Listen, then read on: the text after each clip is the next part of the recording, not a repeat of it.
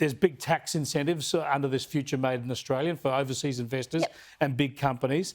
And what about small business? For instance, even in housing, the government says the way to fix housing is for the government to spend more money. Don't they need to get out of the way of small business and planning regulations so that people can get ahead and build them? Well, that's the point, right? So they've completely ignored every single thing a small business has actually asked for, everything. And they talk about higher wages.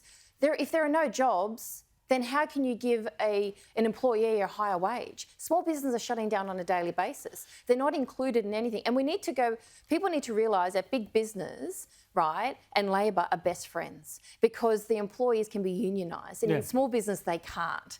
But this is actually so reckless for the small business community. I fear that in about 12 months from now, we're going to see a massive unemployment hike.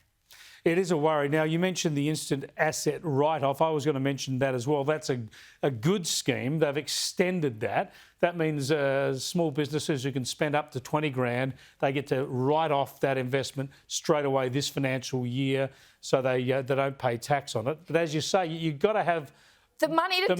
That's right. And something productive you need to invest in, right? That's right. Exactly. You can't be forced to buy something you don't need. And a lot of them are using their extra profit or the money they're earning to pay for the increased wages, for extra leave and for all the extra supply costs and with inflation and so forth. So they're actually being hurt and they're being ignored. So even the tenders that are going out federally, they're big chunky tenders. They're not actually breaking it up and saying, hey, we can help 100 small businesses here. They've given it to one business only. Yeah.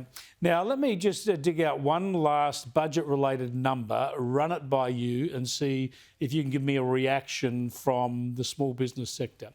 And that is that over the 2 years of this Labor government, and as revealed with their plans in this budget, they increased the number of Canberra-based public servants by 36,000 people.